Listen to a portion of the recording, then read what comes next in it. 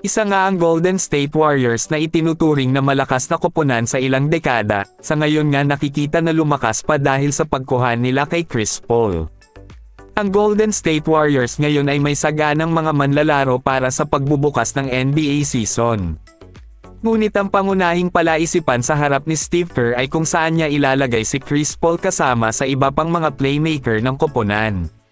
Kasalukuyan wala pa ring desisyon si Steve Kerr kung mailalagay ba si Chris Paul bilang starting five. Kamakailan lang inihayag ni Coach Steve Kerr ang kanyang pagkalito kung paano niya gamitin si Chris Paul.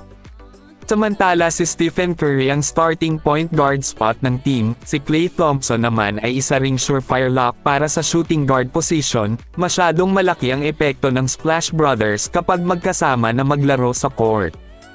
Si Andrew Wiggins ay nakikita na gawing starting five din, naging maganda ang ipinakita niya noong nakaraang taon. Samantala, si Draymond Green ay isa din sa inaasahan ng koponan na nagdadala ng maraming rebounding, off-ball playmaking, at defensive versatility.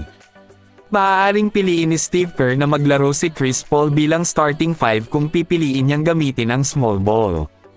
Ang pagpasok ni Chris Paul sa laro ay nangangahulugan iyon ng pagkawala ng mahahalagang minuto para kay Kevon Looney na nagsisilbi bilang sentro. Sa ngayon nga wala pa ring linaw si Coach Steve Kerr kung paano niya gamitin si Chris Paul. Malapit na nga na magbubukas ang season ng NBA ngunit ang usapang Damian Lillard trade ay hindi pa rin matapos-tapos. Tila mas uminit ngayon ang usapan dyan kaysa sa dati para sa Portland Trail Blazers na kumpletuhin ang isang Damian Lillard trade, kung kaya't maraming NBA General Manager ang nagtatakda ng timetable para sa kanyang pinakahihintay na pag-alis. Kamakailan lang pumunta si Damian Lillard sa Portland para sa panayam ng Media Day, at tinalakay nga ni Mark Spears ang lumalagong tsismis na ang Toronto Raptors ay maaaring maging koponan na maghahatid ng pangmatagalang All-Star, na nagsasabing mayroong tiyak na interes kay Damian Lillard. Mukhang kapanipaniwala naman dahil ang presidente ng mga operasyon ng basketball ng Toronto na si Masai Ujiri ay kayang gumawa ng isang blockbuster trade. Ang antas ng kumpiyansa ng Raptors sa paglampas sa Heat ay kayang gawin sapagkat meron naman silang ipalit kung sakasakali.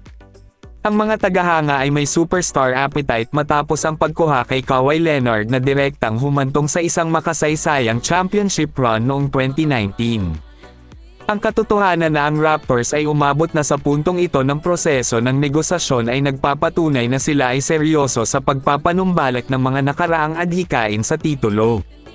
Nilinaw nga na seryoso ang Raptors na kunin si Damian Lillard. Marami ang naniniwala na makukuha nila si Damian Lillard tulad na lang ng dati sa pagkuha nila kay Kawhi Leonard.